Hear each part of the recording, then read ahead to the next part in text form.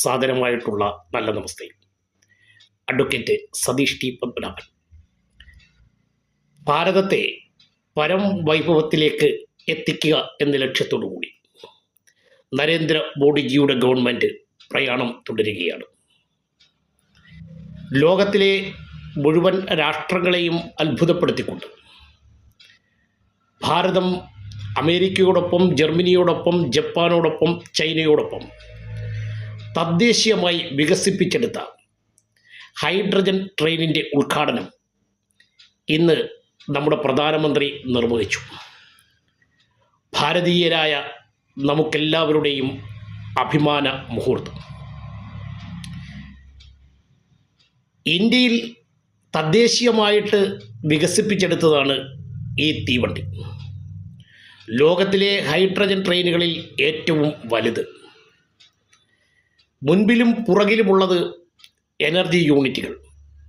ബാക്കിയുള്ള 8 ബോഗികൾ യാത്രക്കാർക്ക് സഞ്ചരിക്കാം. പ്രതിദിനം 2600 യാത്രക്കാർ.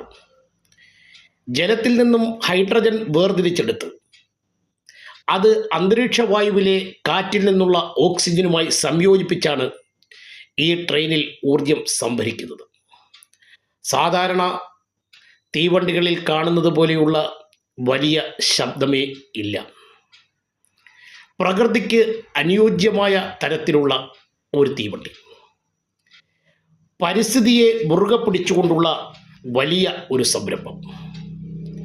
ഹരിയാനയിലെ ജൻപത്തിൽ നിന്ന് സോണിപത്ത് വരെ നീണ്ടു നിൽക്കുന്ന ദൂരത്തിൽ ഏതാണ്ട് 12ഓളം സ്റ്റേഷനുകൾ കടന്ന് ഈ ട്രെയിൻ പായുന്നതാണ്.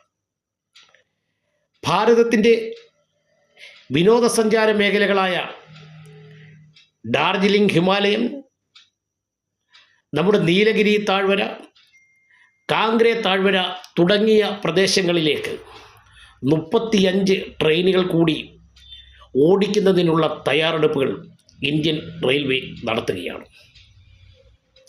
ഇത് ലോകത്തിൻ്റെ നെറുകയിൽ തന്നെ ഭാരതത്തെ പ്രതിഷ്ഠിക്കുന്നതിനുള്ള വലിയൊരു സംരംഭത്തിൻ്റെ പ്രയാണത്തിൽ ഒരിക്കൽ കൂടി ഭാരതം മുന്നോട്ട് പോകുന്നു എന്നുള്ളതിൻ്റെ ഉദാഹരണമാണ്. ഭാരതത്തിൽ വികസനത്തിൻ്റെ വലിയ പന്താവ് തെളിച്ചുകൊണ്ടാണ് നരേന്ദ്രമോദിജിയുടെ നേതൃത്വത്തിലുള്ള ഗവൺമെൻറ് മുന്നോട്ട് പോകുന്നത്. വരും കാലങ്ങളും ഭാരതത്തെ ലോകത്തിൻ്റെ നെറുകയിലെത്തിക്കുന്നതിന് വേണ്ടിയുള്ള പ്രയാണത്തിന് നമുക്കെല്ലാവർക്കും പിന്തുണ നൽകാം. നന്ദി. നല്ല നമസ്തേ. Advocate Satish T Padmanabhan.